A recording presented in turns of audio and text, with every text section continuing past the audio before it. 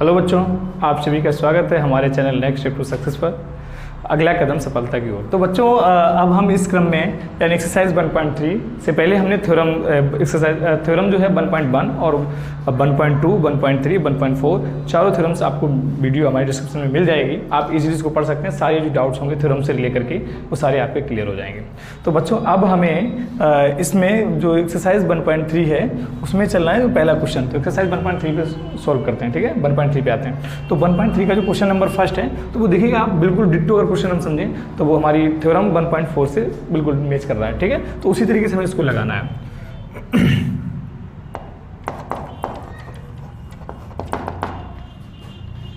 भाई ठीक है, हमने क्या कर रहे हैं, सबसे पहले इसको मान लेंगे। Let us assume √5 is rational. √5 को हमने क्या मान लिया, रेशनल मान लिया। तो जब √5 को हमने रेशनल मान लिया तो ये हमारे पास क्या होगा, हम लिख सकते हैं then √5 equal to P/Q where P and Q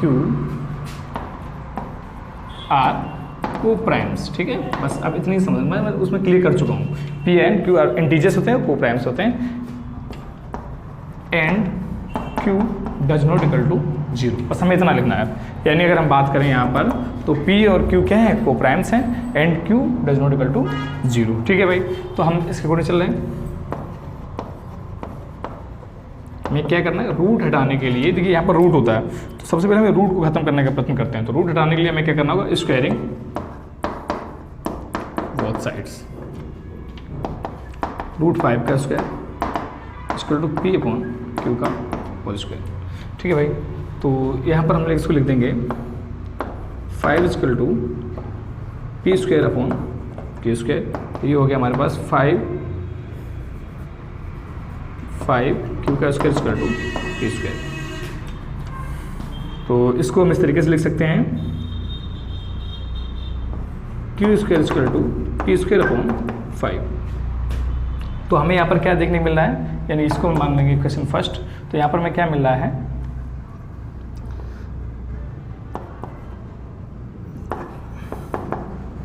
since 5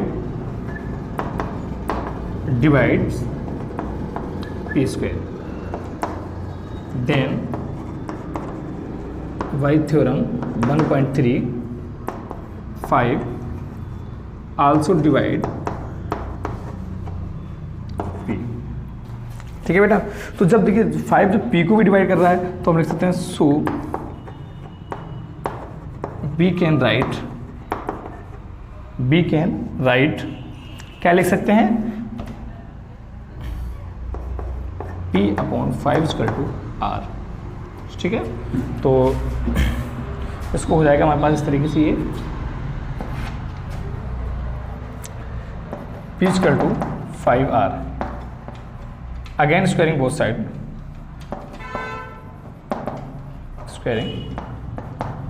both sides, ठीक है। तो हम जब यहाँ भी इसका स्क्वायर करें तो क्या आएगा, P² इक्वल टू 5R का होल स्क्वायर। तो देखिए ध्यान से P² की वैल्यू फ्रॉम इक्वेशन फर्स्ट हम यहाँ पर रख देंगे 5Q² equal to 25R² from equation first, ठीक है बेटा। तो हमने देखा यहाँ पर 5 बन जा 5, 5 5 जा 25। तो यहाँ पर आ गया Q² इक्वल टू 5R²।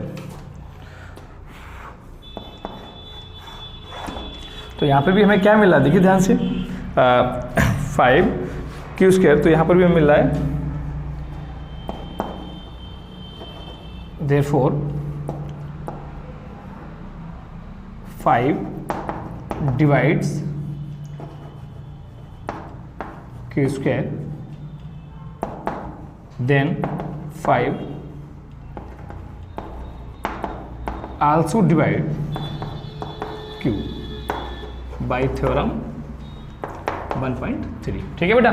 तो थ्योरम 1.3 से हम ये देख रहे हैं कि 5Q² को भी डिवाइड कर रहा है, तो 5Q को भी डिवाइड करेगा थ्योरम 1.3 में, यही कहा गया हमारे पास, ठीक है। तो देखिए ध्यान से फ्रॉम, अब इसको मान ले रहे हैं इक्वेशन सेकेंड। तो from equation first and second we get P and Q have at least 5 as a common factors. ठीक है ना, देखिए बड़े ध्यान से। तो यही तो था, यानी हमारे पास हमने यहाँ भी क्या पा लिया, यहाँ मैंने देख लिया P और Q जो है उसके पास 5 एज ए कॉमन फैक्टर्स है। इसका मतलब क्या हो गया, मैंने बताया था कोप्राइम्स का मतलब क्या होता है। कोप्राइम्स का मतलब मैंने आपको बताया था कि हमारा जो उसके यानी कॉमन फैक्टर्स नहीं मिलना चाहिए। ठीक है ना, और यहाँ पर 5 इनका कॉमन फैक्टर्स मिल रहा है। सो यहाँ पे मैं क्या मिल रहा है, हमारा कंट्राडिक्शन फैक्ट कैसा हो, गलत हो गया। सो हम लिख सकते हैं सो √5 इज इरेशनल। ठीक है बेटा, तो ये क्वेश्चन नंबर 5 आपका क्लियर हो गया। ठीक है, यहाँ पर ये क्वेश्चन नंबर 5 आपका क्लियर हो गया, उसको ध्यान रखिएगा। ठीक है, चलिए आइए बच्चों, अब क्वेश्चन नंबर सेकंड देखते हैं। एक्सरसाइज 1.3 का क्वेश्चन नंबर सेकंड देखते हैं। ठीक है, तो सेकंड में भी क्या पूछा गया, प्रूव दैट 3 + 2√5 इज इरेशनल। देखिए ये क्वेश्चन जो हम आपको बता रहे हैं, तो प्रयत्न ये करना कि इनके पैटर्न को समझना, पैटर्न को अच्छे समझना, ताकि आपको 3 + √5 न लगा सकें आप।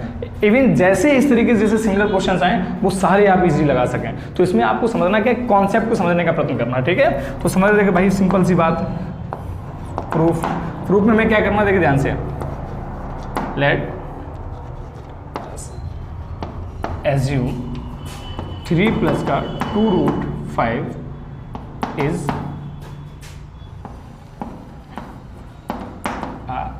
रेशनल। ठीक है ना, हमने इसको क्या मान लिया, रेशनल मान लिया। तो अब हम समझ गए, हेयर 3 + का 2√5 इक्वल टू P/Q। ठीक है ना, where P and Q are co-prime and Q does not equal to 0। ठीक है, तो हमने ये समझ लिया। तो हम क्या कर सकते थे, ध्यान से, पहले में क्या जाना है, यहाँ पर 2 इक्वल टू, यानी मैं यहाँ पर इसको इस तरीके लिख सकता हूँ, ध्यान से, जो हमारे पास यहाँ पर 3 था तो इसको हम उधर ले जाएंगे। तो क्या हो गया, 2√5 इक्वल टू P/Q - 3। तो इसको सॉल्व कर दिया हमने, तो 2√5 इक्वल टू, इसको हमने एलसीएम लिया, एलसीएम कितना आ गया, एलसीएम आ गया Q, तो यहाँ हो गया P - का 3Q। ठीक है, तो अगर हम यहाँ पे देखें, इसको भी ले सकते हैं, √5 इक्वल टू P - का 3Q/Q, और ये 1/2, यानी यहाँ पे आ जाएगा 2Q। ठीक है, चलिए ये 2 यहाँ पे आ गया। ठीक है, तो इसको आप 1/2 कर सकते हैं। अब अगर इससे आप ध्यान देखें, यानी ये क्या बन रहा हमारे पास, इरेशनल, और ये चीज़ क्या, बस ये हो गया क्वेश्चन, इसमें क्वेश्चन में और कुछ नहीं है। ठीक है ना, और ये क्या हो रहा है, देखो ध्यान से, ये क्या निकल रहा है हमारे पास, रेशनल।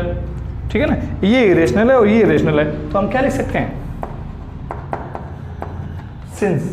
ठीक है ना, यानी सिंस क्या लिख सकते हैं, rational does not equal to irrational.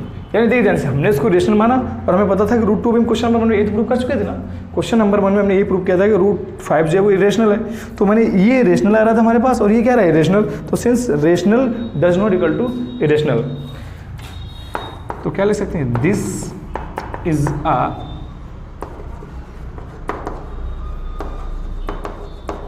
Contradiction. ठीक है ना, दिस इज अ कंट्राडिक्शंस। और इसका जगह कम पड़ रही है तो हम यहाँ लिख रहे हैं, जब ये देखिए यहाँ पर हमने बताया, यानी हमारा जो कंट्राडिक्शन मतलब क्या, और हमारा जो एजम्पशन था वो क्या है, गलत है। ठीक है ना, दिस इज, यहाँ जगह कर ले रहे हैं इस तरीके से, यानी यहाँ की बात, ये पोर्शन को हमने यहाँ पर जोड़ दिया। ठीक है, दिस, ठीक है ना, तो यहाँ पर लिखना पड़ेगा, दिस इज, मैं ये लिख चुका हूँ, तो यहाँ पे दिस इज अ कंट्राडिक्शन, तो अब लिखना है, अब अरे यार क्या हो रहा है ये भाई, एम क्यों बन रहा है, अवर। ठीक है ना, our assumption is assumption is incorrect. ठीक है, जो हमारा द्वारा एजम्पशन किया गया था वो क्या हो गया, इनकरेक्ट हो गया। ठीक है, हेयर तो हम लिख सकते हैं हेयर या हैंस, हैंस हमारा जो एजम्पशन था वो कैसा हो गया, गलत हो गया। तो हैंस 3 प्लस का 2 रूट 5 इज इरेशनल। ठीक है, हैंस रूट, यानी ये क्वेश्चन हमारे पास क्लियर हो गया। ठीक है बेटा, तो आप अगर समझ पा रहे हो, मैं एक बार फिर इसको बताइए तो रिपीट कर दूं कि लेट अस एज्यूम देने हमने क्या था, इस चीज़ को रेशनल मान लिया। हमें पता था जो रेशनल नंबर होगा हमारा वो पी अपॉन क्यू की फॉर्म में आएगा।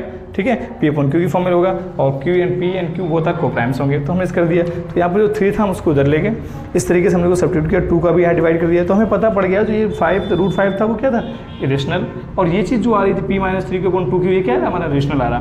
तो हमें पता हो गया कि रेशनल और रेशनल इक्वल तो नहीं हो सकते, इसका मतलब कहीं ना कहीं हमारी गलत हो रही है ना। तो दिस इज अ कंट्राडिक्शन, यही तो कंट्राडिक्शन है, यानी जो हमने माना है वो गलत हो रहा है। So our assumption is incorrect, यानी हमारे द्वारा जो माना गया था वो गलत था। Hence 3 plus 2 root 5 is irrational, hence proved, यही पूछा गया था। ठीक है, क्लियर। ठीक है, तो चलिए आइए बच्चों अब करते हैं क्वेश्चन नंबर 3 का फर्स्ट पार्ट। ठीक है, क्वेश्चन नंबर 3 जो है prove that the following are irrationals, यानी यहाँ पर देखिए अभी हमने क्वेश्चन नंबर जो 1 था उसमें रूट 5 को इरेशनल प्रूव करना था, और दूसरा आ रहा था क्वेश्चन नंबर जो 2 था वो क्या था, 3 प्लस 2 रूट 5 को इरेशनल प्रूव करना था। और अगर आप क्वेश्चन नंबर 3 की बात करें तो लगभग उन्हीं से थोड़ा हुआ मिलता जुलता इस तरीके से हमें दे दिया। उन्होंने कह दिया prove that the following are irrationals, और इसके 1, 2, 3 पार्ट दे दिए गए। ठीक है, तो चलिए भाई हम प्रूफ में इसका फर्स्ट पार्ट ले रहे हैं।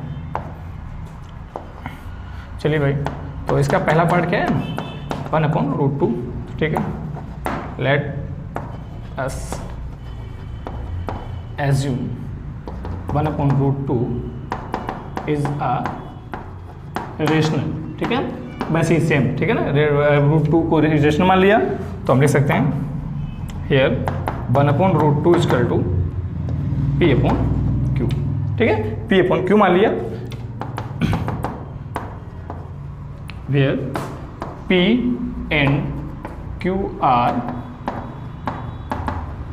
coprimes and Q does not equal to 0। देखिए ये आपने देखा होगा जनरली ये आ जाता है Q does not equal to 0, इसका मतलब ये होता है अगर Q 0 हो जाएगा तो नॉट डिफाइंड हो जाएगा। तो ये तो एक समझने वाली बात है, अंडरस्टूड है कि आपको पहले से ही यानी P जो Q है वो कभी 0 हो ही नहीं सकता अगर यहाँ पर अगर डिनोमिनेटर में है तो। ठीक है ना, तो चलिए तो यहाँ पर आ गया। तो हम देखिए क्या कर सकते हैं, अगर हम बात करें तो यहाँ लिख सकते हैं 1 equal to P upon Q root 2, यहाँ आ गया। अब इसको इधर लाइएगा तो ये हो जाएगा Q upon P equal to root 2। ठीक है, यानी ये इस तरीके से हो जाएगा। तो अब देखिए ध्यान से यहाँ पर ये क्या हो गया, ये रेशनल है और ये क्या है, इरेशनल है। ठीक है ना, यानी ये क्या है रेशनल और ये क्या है इरेशनल। तो हम यहाँ पे लिख सकते हैं hair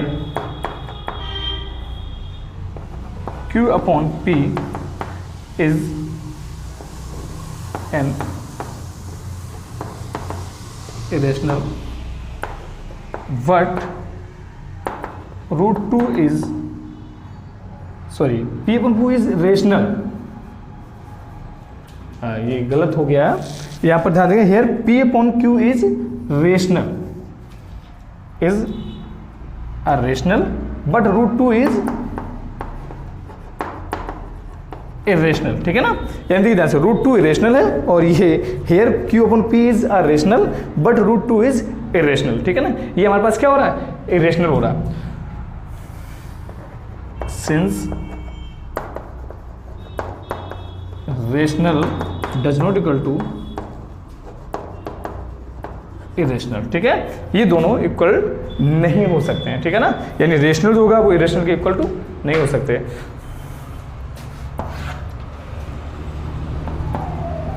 This is a contradiction। पर ये क्या है, ये कंट्राडिक्शन है। तो हम कह सकते हैं our assumptions is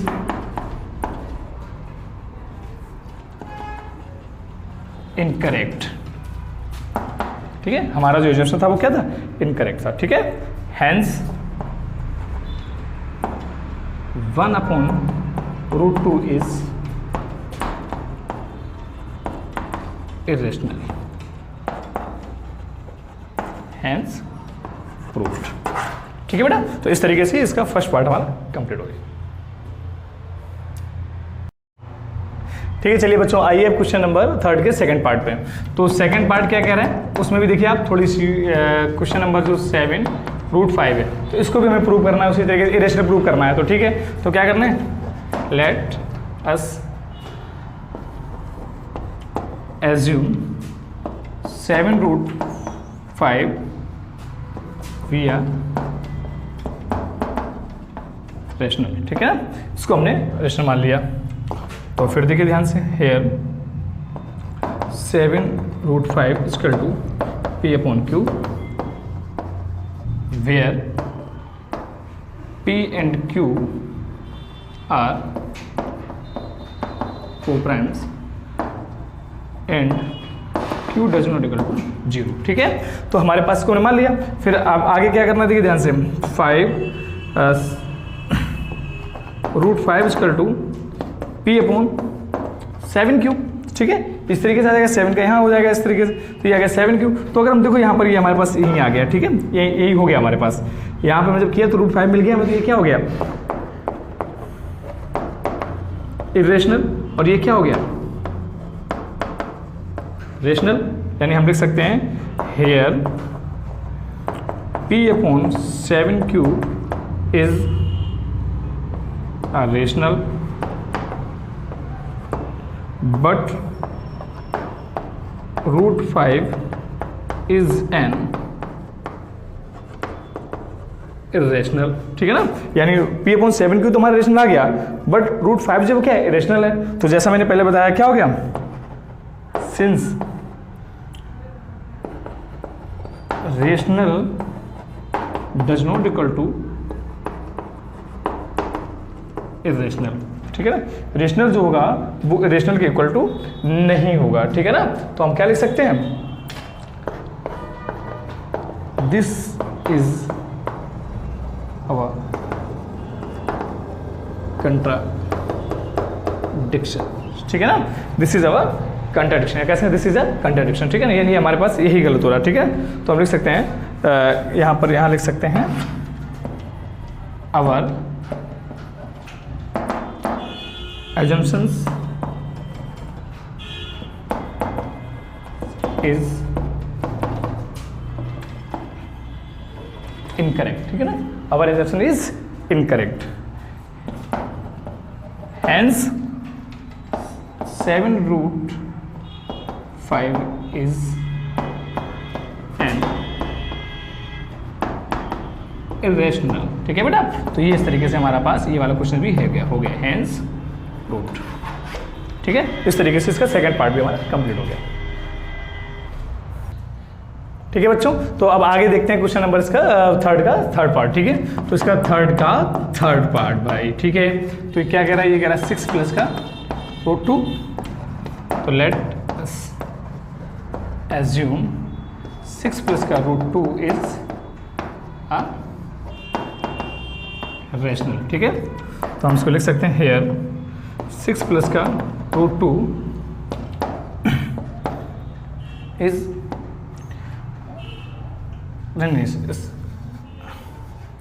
equal to P/Q। तो √2 is equal to P/Q minus 6, LCM ले लो, एलसीएम आ गया 6, सॉरी Q, एलसीएम क्या है इसका Q, तो यहाँ बचेगा P माइनस का 6Q। ठीक है, तो देखिए ध्यान से, ये हो गया, क्लियर हो गया हमारे पास। ठीक है, यानी कि P माइनस का 6Q6 हो गया, हटा दो, Q6Q कर देते ना आपसे बता के। ठीक है बच्चों, तो आइए अब करते हैं क्वेश्चन नंबर 3 का थर्ड पार्ट। तो थर्ड पार्ट जो है वो क्या कह रहा है, वो कह रहा है 6 प्लस का √2। ठीक है, 6 प्लस का √2। ठीक है, चलिए भाई इसको, तो लेट अस एज्यूम 6 प्लस का √2 इज अ रेशनल। ठीक है, तो हम लिख सकते हैं यहाँ पर हेयर 6 प्लस का √2 equal to P/Q where P and Q are co-prime and Q does not equal to 0, ठीक है। इस तरीके से हमारा ये हो जाता है, ठीक है। तो हम यहाँ क्या करेंगे, √2 equal to P upon Q, और ये 6 उधर प्लस में था, इधर उधर चला गया माइनस में हो गया। तो अब हमें क्या करना है, √2 इक्वल टू एलसीएम ले लो, एलसीएम आ गया Q, तो यहाँ हो गया P माइनस का 6Q, क्यों Q के यहाँ मल्टीप्लाई हो जाएगा। तो देखिए ध्यान से, ये मिल गया मुझे यहाँ पर, ये क्या आ गया, ये जो है ये हो गया रेशनल, और यहाँ पर ये क्या हो गया, ये हो गया इरेशनल, ठीक है ना। ये हो गया हमारे पास इरेशनल, √2 इरेशनल हो गया। तो अगर देखिए ध्यान से तो मैं समझ में आ गया क्या, कि हेयर P माइनस का 6Q upon Q is are rational, but √2 is an irrational, ठीक है। तो यहाँ पर √2 इज इरेशनल हो गया। तो अगर हम यहाँ पर देखें √2 इज इरेशनल, यहाँ पर लिख दे रहे हैं हम, तो since rational does not equal to irrational, ठीक है। जो यहाँ पर देखिए मैंने क्या बताया, ये हमारे पास इरेशनल आ गया और ये हमारे पास क्या गया, रेशनल। तो हमने यहाँ पर देख लिया है कि जो रेशनल है वो इरेशनल के इक्वल टू नहीं हो सकता, ठीक है। इसका मतलब क्या है कि हमारे पास जो क्या हो रहा है, दिस इज अ कंट्राडिक्शन, ठीक है। तो हम लिख सकते हैं दिस इज अ कंट्राडिक्शन, ठीक है ना। ये क्या है, एक कंट्राडिक्शन है, ठीक है ना। तो हम लिख सकते हैं क्या, अवर assumptions is incorrect, यानी हमारा जो assumption था वो क्या था, incorrect था, वो सही बन गया, ठीक है ना। assumption is incorrect, ठीक है ना। तो हम लिख सकते हैं hence, ठीक है, hence 6 प्लस का, भाई हमारा जब assumption incorrect है, गलत है, तो इसका मतलब क्या था, हमने इसको रेशनल माना था, अगर गलत है तो क्या होगा, hence 6 प्लस √2 इज इरेशनल। यही हमें इसमें प्रूव करना था। इस तरीके से बेटा हमारे क्वेश्चन नंबर 3 का भी तीनों पार्ट हमने सॉल्व कर दिए। उम्मीद करते हैं अगर ये सारे वीडियोज अगर आप ध्यान से देख लेंगे, पॉज करके समझते जाए, वीडियो को दोबारा करके देख लिया करें, आगे पीछे करके देख लिया करें, सारे क्वेश्चन सारे डाउट्स आपके क्लियर हो जाएंगे एक्सरसाइज को लेकर के, ठीक है बेटा। ओके।